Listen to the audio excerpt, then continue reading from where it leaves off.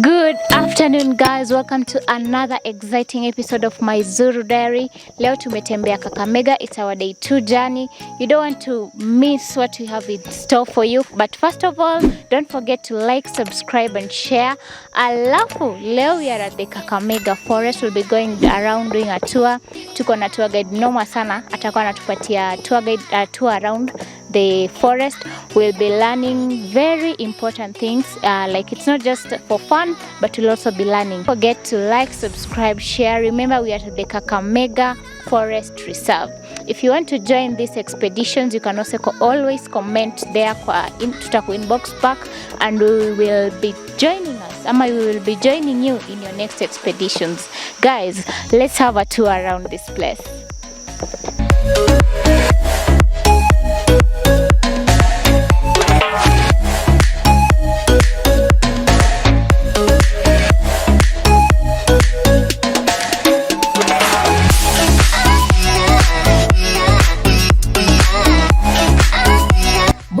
A unique biodiversity, Kakamega Forest is the only natural tropical rainforest left in Kenya. Once a contiguous part of the Guinea-Congolian forest ecosystem, which stretched from the equatorial rainforest of West Africa. This beautiful forest is home to various mammals including bush pigs, giant forest hedgehogs, colobus monkeys, debrasa monkeys, and potters. Some of the birds to be seen here include the blue-headed bee-eater, black-billed turako, and grey parrots. So the whole forest, the natural forest, used to stretch all the way to Congo, to the West Africa. And by that time, the forest was 240,000 hectares of land. What? So, this is just a drop in the ocean? Yes. So this is the only remaining forest in Kenya. Yeah. And we have parts of them in Congo, part of it, the fragment. The part of the fragment in Congo. Okay. Yeah. So, as the community has been the most pressure over Kakamega Forest, the government or the forest department, so it was to involve them in conservation. Okay. So this is now starting in 2005, when the forest department so it was to involve the community. So the community started stepping in 2005. Okay. So how are they involving the community? As for example, you can see the tour guiding team, the company. Not the company, is a self-employed organization. So we are 20 in total. And when I take you around as a tour guide, as a tour, for a tour as a client. Yes. So I'll get a bread for the day. Yes, that's true.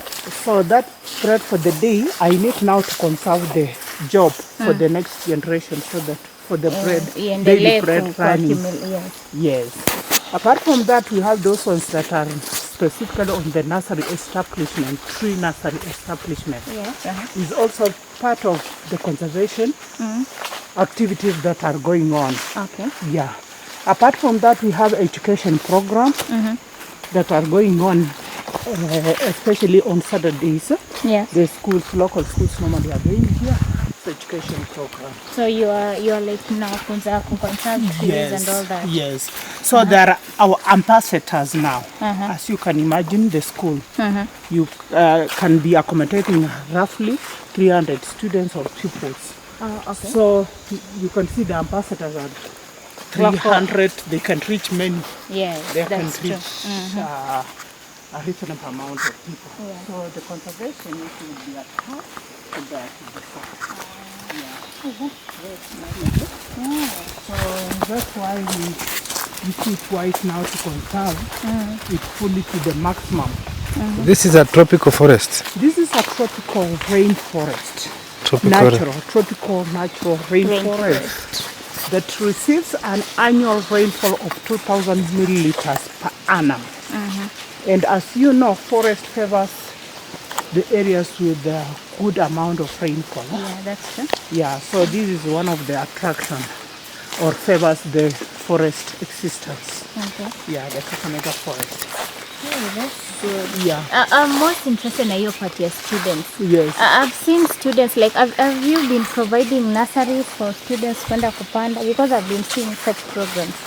Now what we have been providing, we have been first of all also outreaching the schools at their various places. And apart from that, we offer free seedlings to them to plant in their schools, like the first. So as the trail we are moving in, the one we are using, we call it the Mama Mutere Trail. Mama Mutere. Mama Mutere. Okay, all the trails ziko na majina? Ziko na majina, but mostly this one was named after the mama, the oldest and the mother of all the Mysopsis species in the whole of Kakamega Forest. Okay.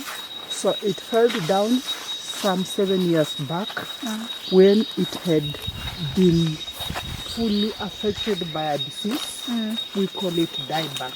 Okay. So we shall see the tree on our way. Oh, the Mama Mutere. The Mama Mutere. Okay. The name is ziko na majina? The trails. The trees. Not the trails, the trails. But the trees, we know them by, as we are born, I'm born up here, around here. So I started coming in when I was young. Then after my school, from 4 secondary school, I saw it was to involve in conservation. So I started being taught by some of the old tour guides. Yes. And after that, we normally call for some refresher courses. Like in Naivasha, we call for fundamental of ontology for the birds. Oh, okay. Yeah, so we So improve on mmekuwa sahi you are experts. Okay. in this field. Kuna Wako, but a snake will hear your vibration from far, then it hikes more deep. But you have chances of also seeing, depends on the good luck or bad luck. So that's why I urge you to watch your steps whenever you are in Kakamega Forest. As you know, or maybe you don't know, snakes are more friendly. Hey, Yes, they are our friends. They are God's creatures. As you are a God creature, this also applies to the snakes. They are God creatures, so we should love one another. Not hate. But here we have the green mamba. The forest cobra. But if you try to provoke it, is when it will try to react back to you. Okay. So if whenever you spot a snake, just keep distance. Then you identify which one. Also in Kapamba, you can see this tree here. We have 2 trees growing at once. Yeah, ndo naona Like as you can ime-intertwine. identify, as you can identify from the leaves. As the parasite, as the most strangling one, is one of the fig trees Yes, I see. that normally grow parasitic. So it can either grow as a parasite on the same tree species or on a different tree species. So it's a case of dispersal agents. So we have the host. So it depends on how much stable the host could be to accommodate the parasite. But in the case where by the parasite, the host becomes weak, it might It die. overtakes. It takes over. Mama Mutere. Mutere now is the local name, whereby maybe you have heard of the morenda. The vegetable. Yes. Morere. So the leaves from this tree resembles the morenda, Okay. and that's why Mutere. Yeah, So local name, just call it Mutere. So, and common name, English name is? Is Mama Mutere, but scientifically we call it, let me find out. But locally is Mama Mutere. Okay. It's a hardwood tree. Hardwood. Good for timber. This one, if you go to the market, you will get a lot of money. Get a lot of Money. So I'll show you the offspring from the mama. It's a very good one. It was really straight, and when it fell down, the local people came, had to mourn for mama who had died. Seriously? Yeah. It has been historically whenever we had some cloud or some. It was here. It was here. That's the routing. Okay. Yeah. So kaanguka. So we can find her babies. Yeah, kuna babies wako pale ndani. So this is still the trail, the Mamamtele. Hawezi potea huko. If you are new, you can get lost. Hata yeye akiishi huku. Utazoea. Because we normally have some students malizanga hata 3 months Which tree is this? As you shall be seeing the fully one, but don't mind. This is not the leaf. It normally sheds some hard leaf. Okay. But just remind me as you shall be walking back. I'll show you. Okay. It's only supported in the buttress. Okay. It doesn't have the main taproot to support itself.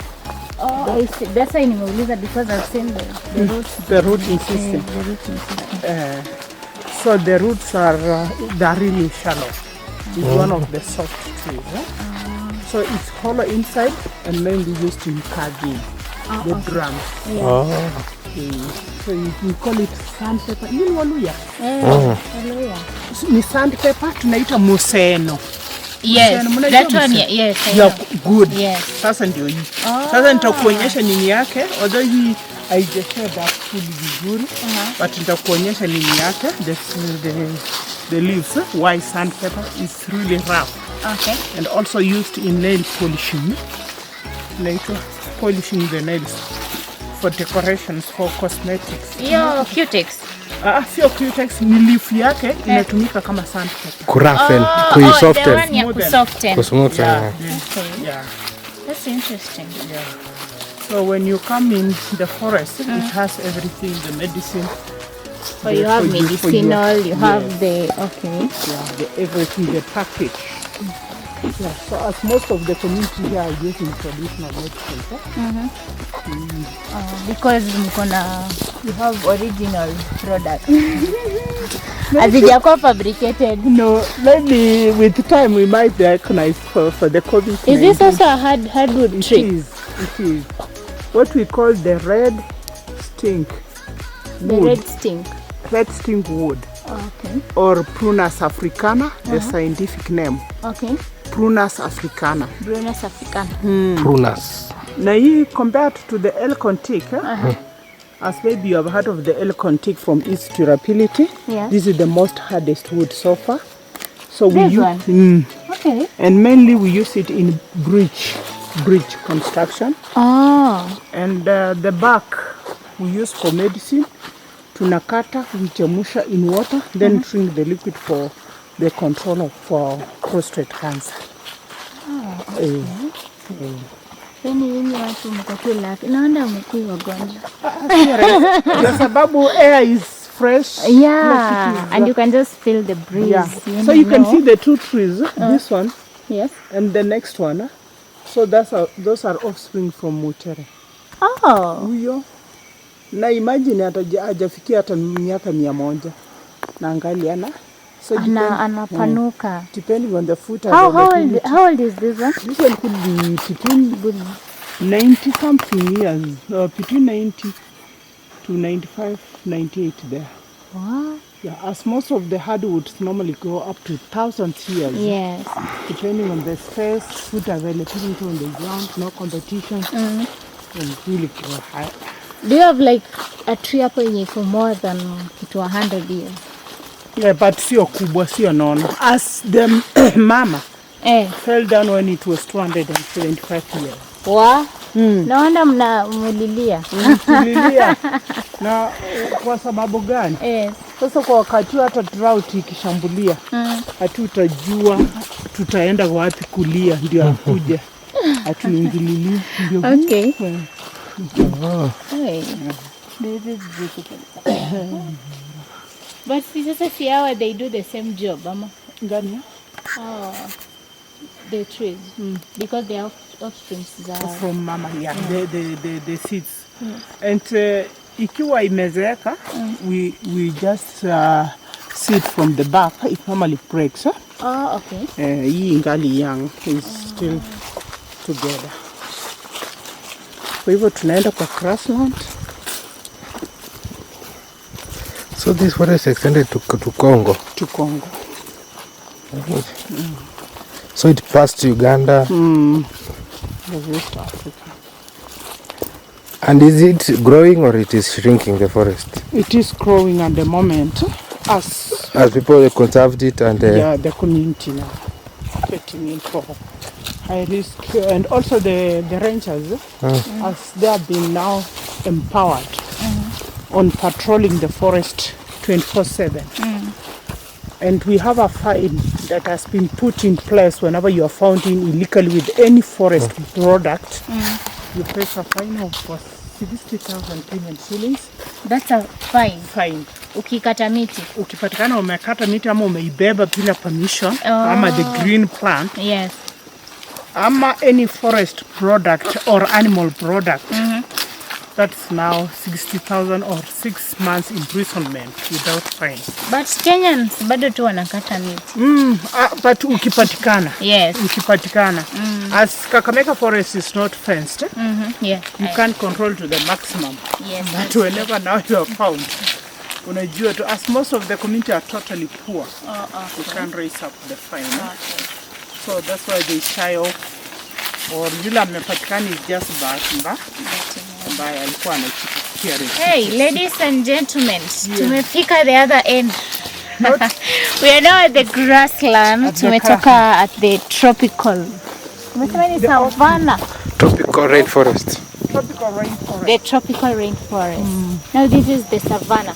Grassland. Grassland. The grassland. Yeah, what we call the Zimmerman grassland or Kalunya clad.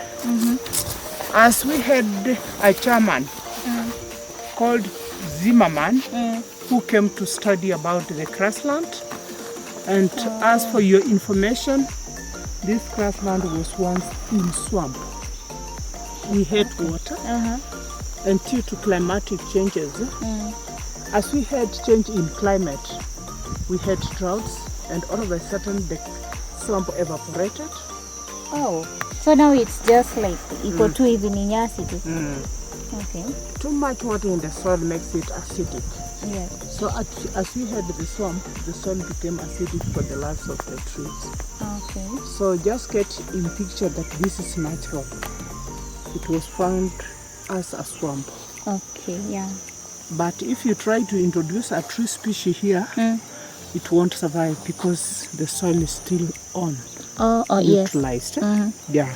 But thank God we are now coming in with the grass, which is also part of the neutralization, but not fully. As the grass, we normally use it for roofing, one, and also it's fodder for our animals, the domestic animals, the cows, the sheep, the goats. Apart from that, this is also a habitat or provide habitat to some of the animals that are found within the Kakamega Forest. Okay. Yeah. And what are some of the animals that you have found here? Oh, mostly, Wild. Mostly, let me name the snakes. Let me name the frogs, the dogs. And during the night walk, we could find the charcoals, Yeah. blue tiger, wild pigs, civet, chinets during the night walks. Okay. And also you could find also the birds nesting in mandege. Hata unaona those termites, so they favor the I can say this the clay soil, the acidic soil. Yeah. Yeah. As for your information, this grassland will be back to a forest, but with time, not now. As we have those spiky plants on the edge, Zinakuja pole pole. what we call acanthus. So you can imagine for now the distance they are to reach back the central point for neutralizing. It will take quite long. Take time. Yeah. That's like 50 years. Over 500. Yeah, so we leave nature to control itself. Okay.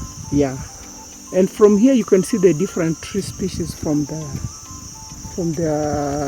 layers now, and the dark one, the light ones. So we have 7 layers of the growth in Kakamega Forest. We have the crown layer, the herbaceous layer, the shrub layer, middle canopy, the emergent layers, up to the top. Okay. Yeah. Hey, very interesting information. So as for this one, you can see immediately after the neutralization of the of the soil, there is a tree that comes next to take over Oh, yes. the neutralized soil. Sasa hizi ni natural. Natural. You guys don't interfere with nature. Umesema nature ijicontrol. Ijicontrol. Hata ukijaribu kuinterfere, it won't be of that impact, of that effect. Those are two monkeys. I'm not only two monkeys. Gani? Yeah, you know, the colobus, the black and white. Kwa hivyo pata ya kunini. Ndio wanatoa hena hapa. Sijui nikuje nifanye hiyo biashara. Una dye your hair ama una beautify your nails? My nails. So it's one of the biennial plants that are regenerating the forest slowly. And you can see the seeds. Okay, so like you're replanting here. Okay. What is the name of this henna? Harungana Madagascariensis. Harungana? Or red henna. Red henna.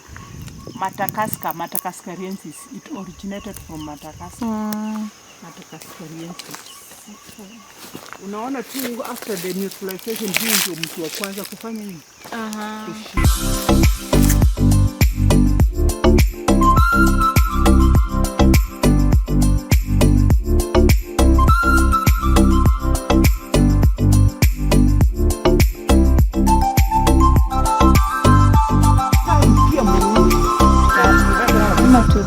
Kuna mlima wenye inatakana uone Kakamega Forest.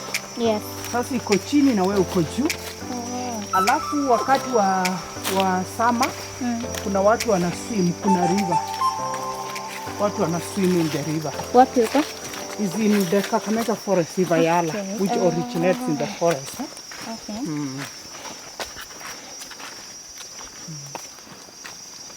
Hiyo unasamua ni wako gani ama ukuje ulale, kuna manyumba. Sasa hapo kwa accommodation. Kuna manyumba. Like ziko tu hapa. Ziko hapa. Au unasamua ujilani. Kuna huu mmea hivi.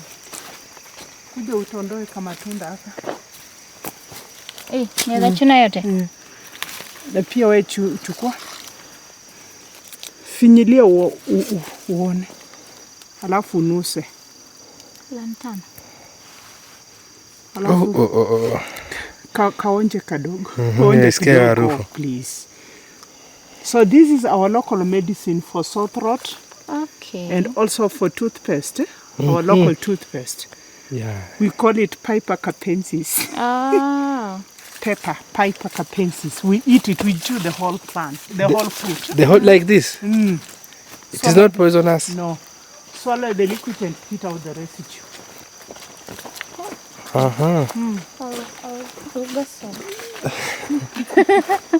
Let me carry mine.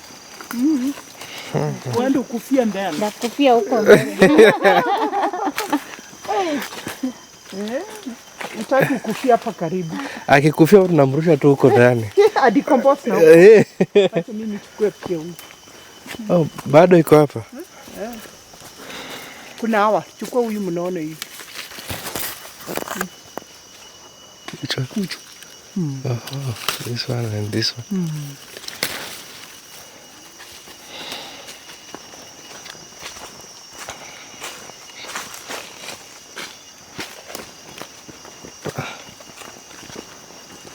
But it has leaves a taste in the mouth. Kuna the mint.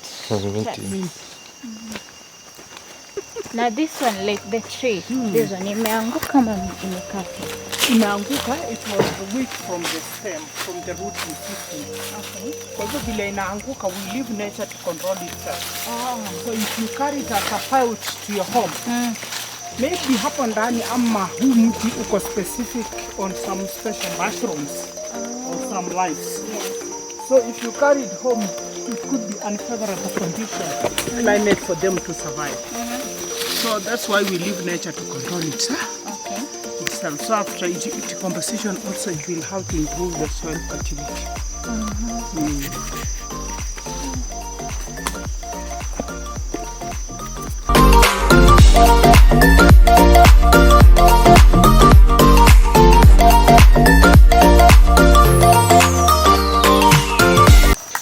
You're insisting on lighting later. You need to have the controlling.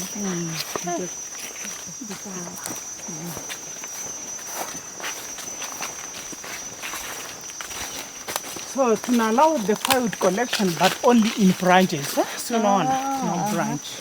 But the logs, It remains. actually, we remain.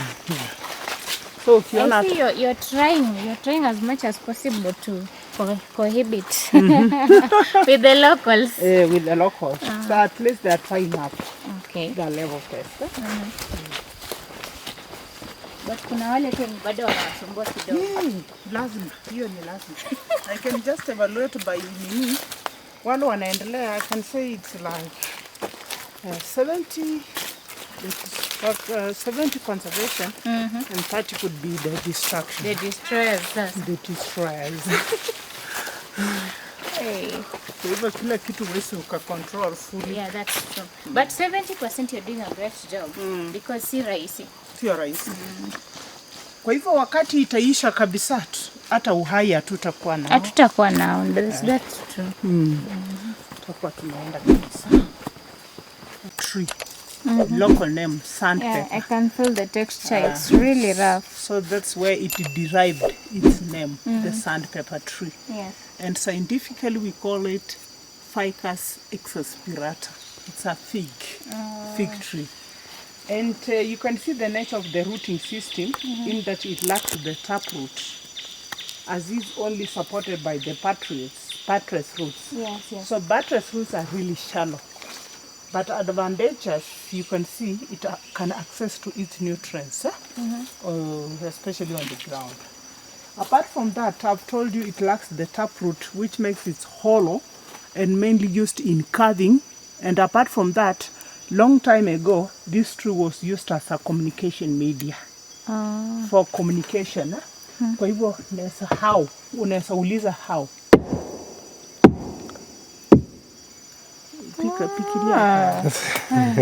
It's hollow. It's hollow. Demonstrate it. Okay. Wow. So as you can see, it's holding many of the pockets, many holes that normally holds the rainwater, which also provide habitat to some of the insects to breed in the stagnant water. Okay. Yeah. So this tree can go up to 50 meters high, and it's one of the soft trees that are found within the Kakamega Forest, Yes. and among the big 5 trees found. This is a family of fig trees. Fig trees. Umesema the scientific name ni? Ficus exasperator. Ficus. Ficus. Yeah. Guys. Yeah. Kuna ficus sa, kuna ficus exasperator, kuna ficus toninki. Ziko mingi. Yeah. Guys, we have learned so much from these trees.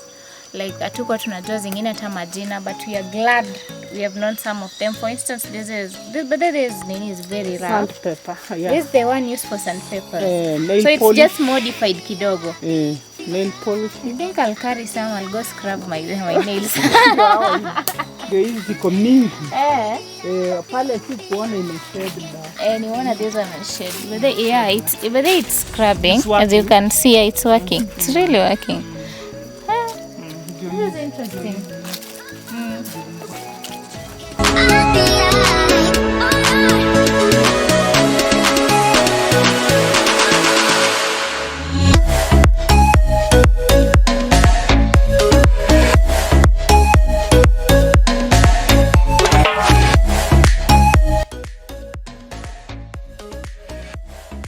Bird watching, hiking and rock climbing can be enjoyed here in the serenity of the forest that time forgot.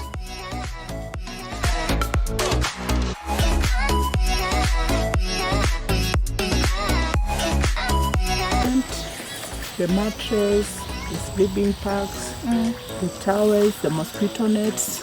This is the camping site, The Sasa. camping site. You're provided with security.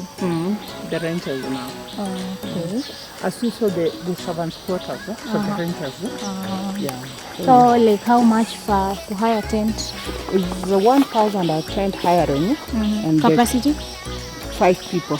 Oh, okay. Alafu you pay the taxi. See what you are paid. Plus the camping fee, which is 650.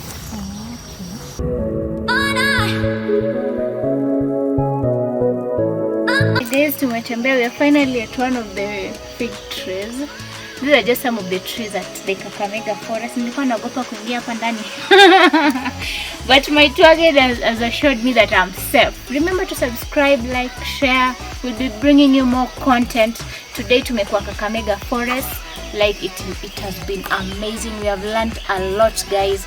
Don't forget to like, subscribe, share. You don't know our next expedition, guys. Sasa acha sitami nitoke hapa twende nyumbani. Tuage na insist nibaki hapa ndani lakini naogopa, but it's safe, iko sawa. Rudi chini. Anasema ibende. Hivyo. Bye guys. Bye. See you, mom.